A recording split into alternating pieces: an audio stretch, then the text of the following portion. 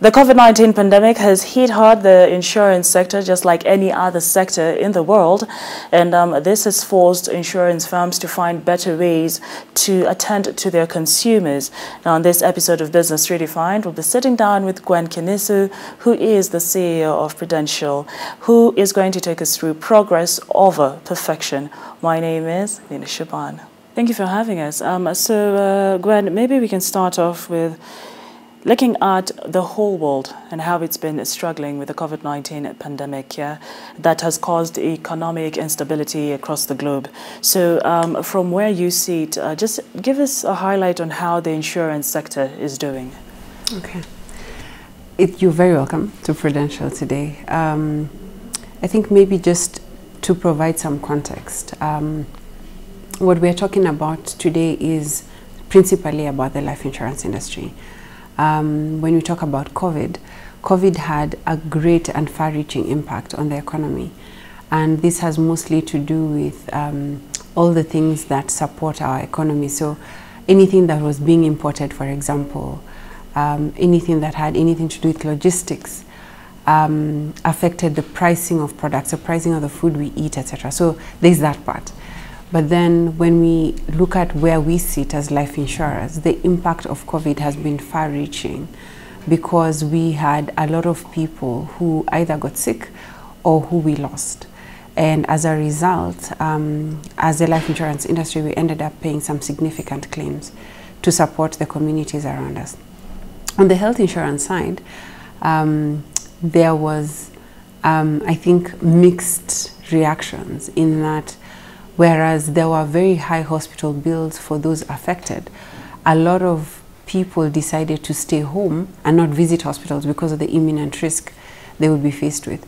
So for the health insurance, I think it was a mixed bag. And with that said, how exactly has Prudential, how have you dealt with the loss ratio after COVID-19, even during COVID, because we're still battling this pandemic? Okay. So our approach to pricing is very risk profile based in that we look at the customer that we're dealing with and then we price proportionate to the risk that they would be carrying. Now, fortunate for us, we have very good partnerships. And so working with our partners, we have been able to accumulate data over time that allows us to price well. So over the COVID period, we did incur some loss ratios as expected because we're in the business of protection. And when a pandemic happens, that is, in our view, the opportunity for us to demonstrate why we exist. So we are happy to say that we paid some significant claims during COVID, but it was not detrimental to our financial standing. We, during the COVID time, introduced a free COVID product to provide extra security and protection for our customers. And this is not something that they had paid for. We have a joke within our offices that we inadvertently launched our free COVID benefit on the 1st of April. And the communication to our customers was, if you are our customer by 1st of January of 2020, when we made that announcement on 1st of April, you had free coverage. And that allowed you to, if you were hospitalized or if you ended up in ICU, we were giving you daily money for you to be able to pay for your bills. But then because we announced it on April 1, people thought it was an April Fool's joke. Oh. So I think I'm happy to say that we do what we do to provide coverage and to support the communities we support. And during a crisis such as that we have seen during COVID, it gives us a big opportunity to learn and relearn how we should price for our risk. Still on matters COVID, across the globe, let's focus on Kenya. There's so many small and medium-sized enterprises that are coming up now. These are micro businesses. So how are you as an insurance company looking to milk from that? So the way we look at it at Prudential is we look at it as what we call the SME and micro SME opportunity. Now, even before COVID hit, we had identified that as a segment that we wanted to focus on because we believe that that is principally an excluded segment. When you think about your mama mboga who sells hamburger every day so that she can feed her family and pay rent and pay for fuel, etc. When she gets sick or when she gets a critical illness, what she will do is she'll shut down her business to be able to cater for her ill health, for example. Now, what that means is that her children and her family don't have food every day because her business is not able to sustain itself. So what we have done in that segment is to provide solutions that cater for hospital cash, which we think is a very relevant product for that segment. That for every day they are hospitalized, they are losing income.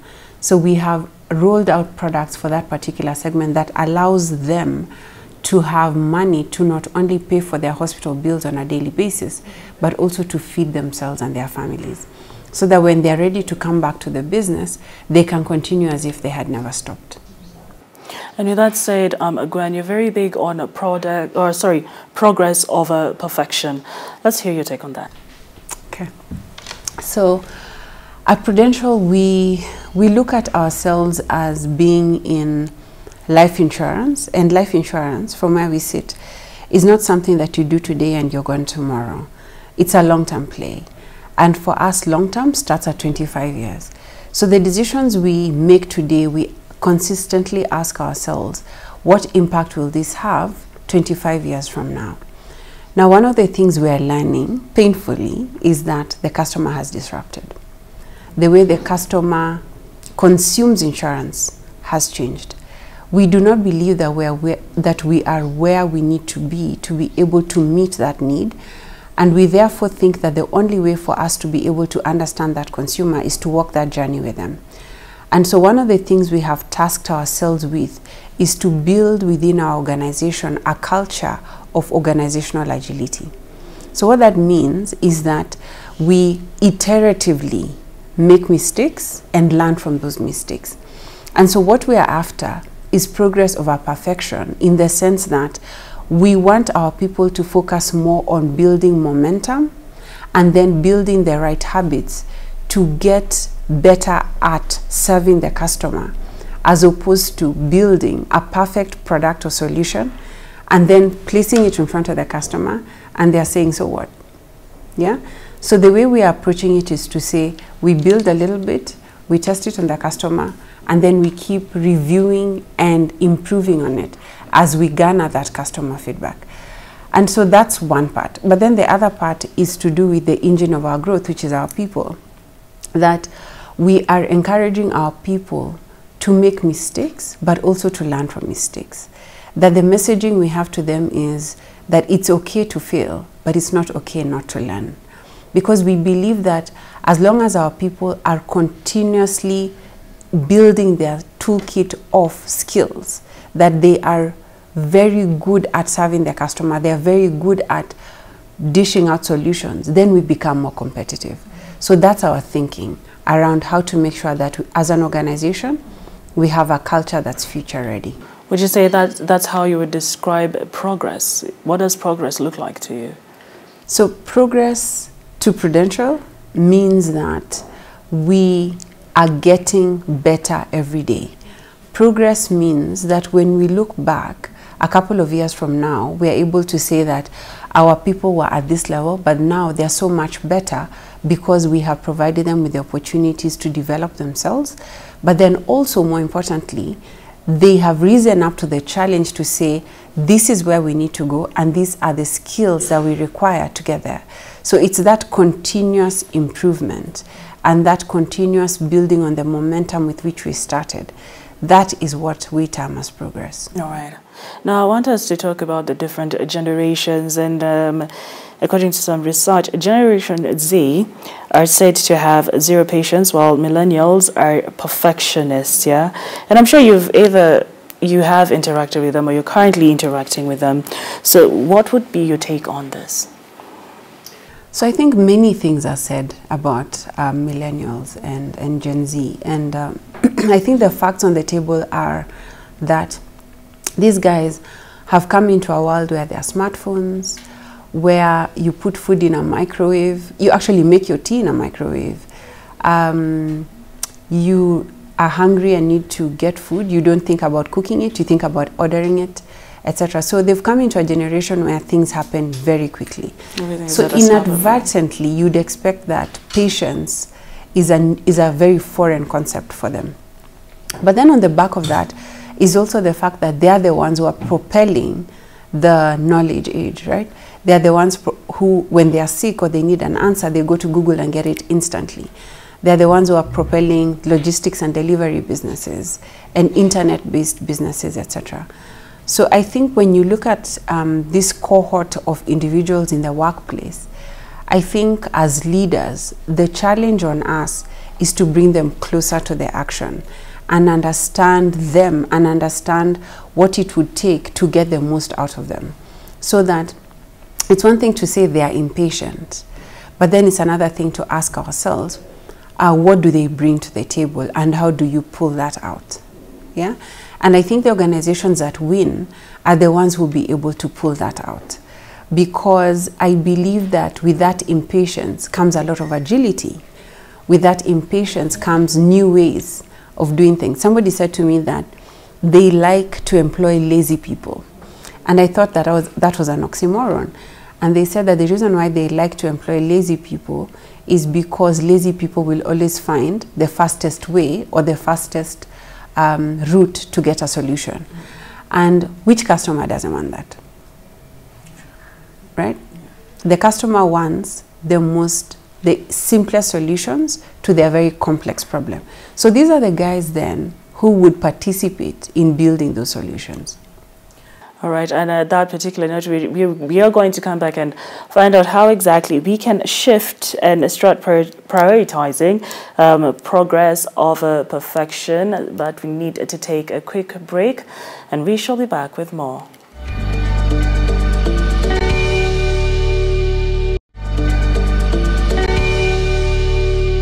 All right, so welcome back. Before we went on the break, we were having a conversation with the CEO of Prudential. This is Gwen Kinisu. I've got the name right? Yes. Okay, fantastic.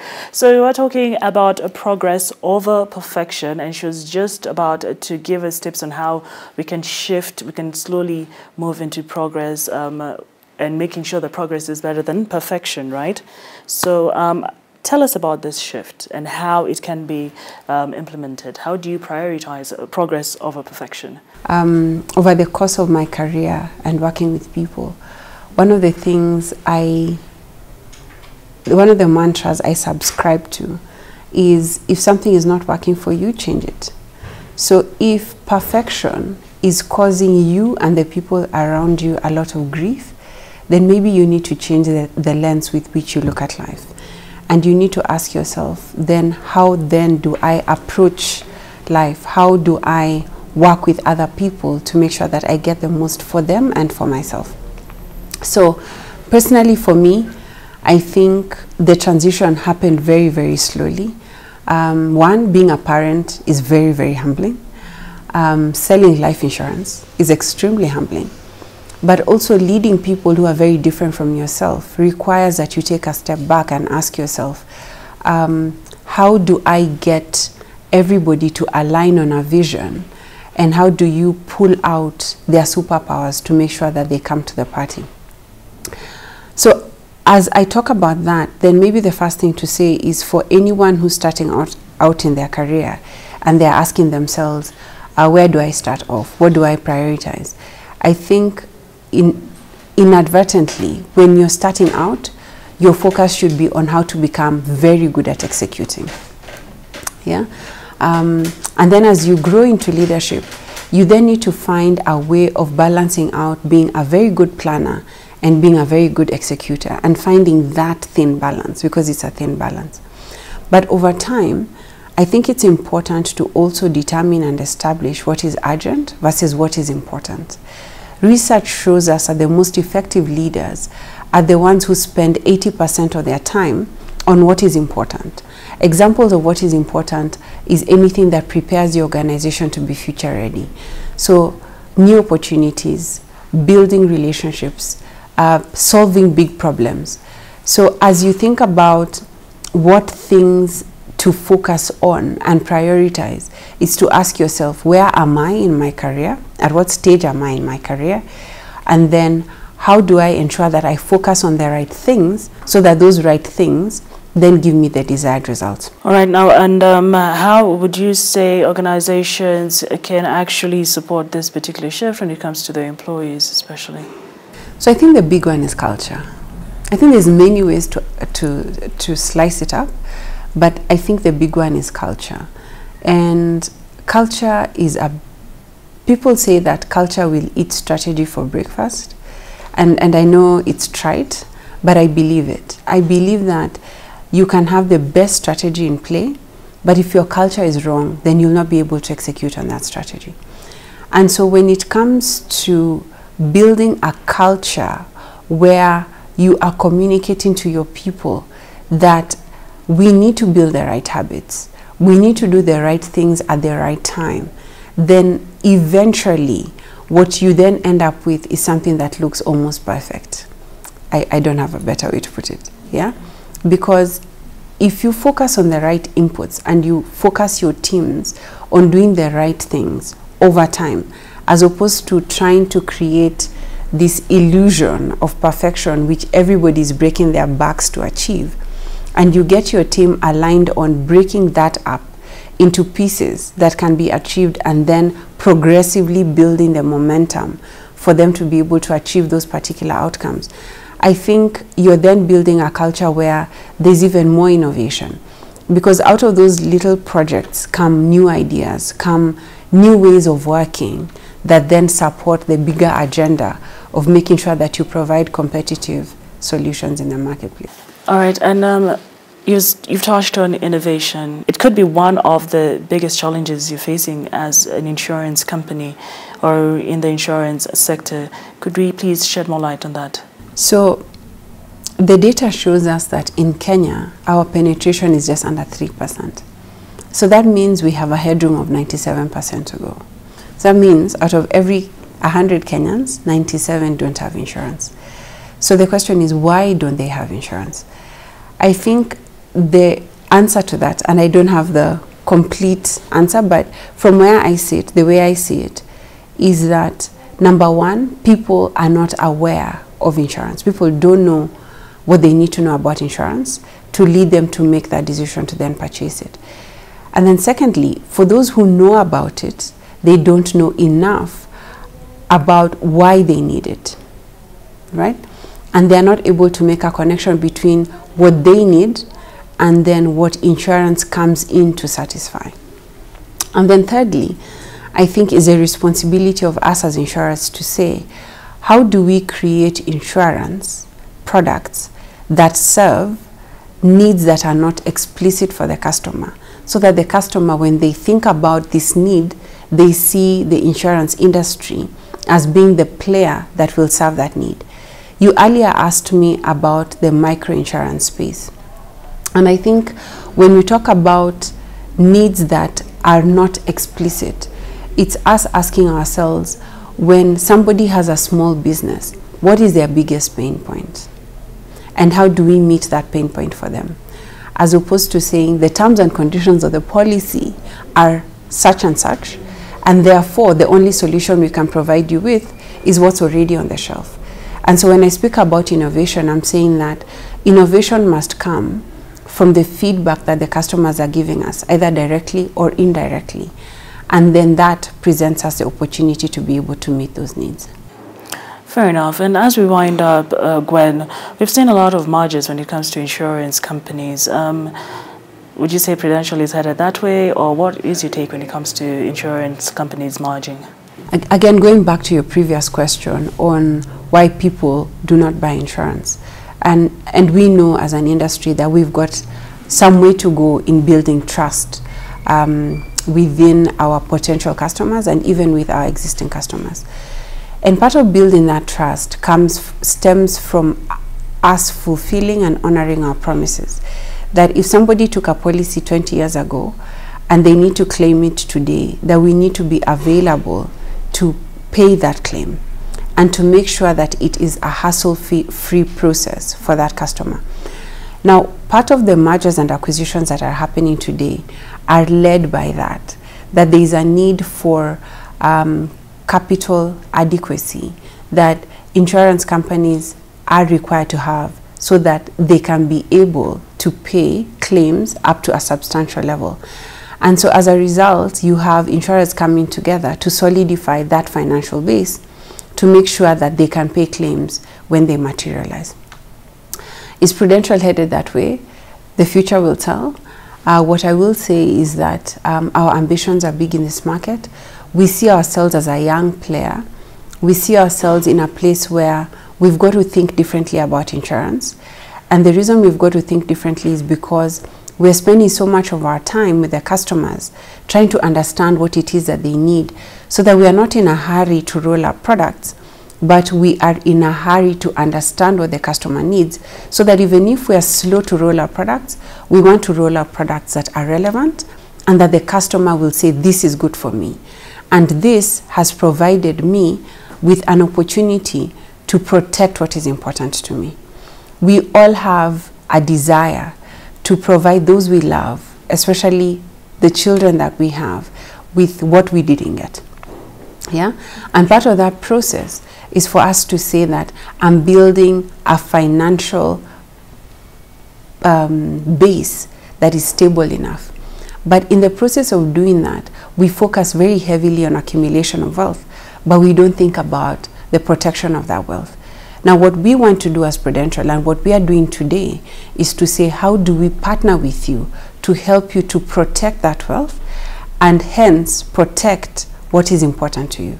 So that in partnering with us, if that risk does materialize, you're not brought back to zero. Yeah? For most of us, poverty is right over here. That if we make one mistake, or if a risk hits you, then you go back to square one. Yeah, you go back to where you started.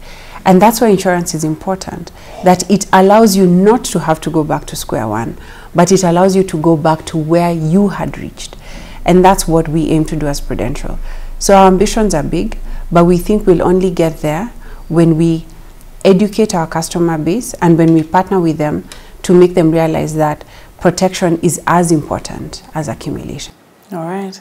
So that's it for this particular episode of Business Redefined. We were talking all matters insurance sector with the CEO of Prudential, Gwen Kinisu. Thank you so much. Please do enjoy the rest of your viewing. My name is Nina Shaban.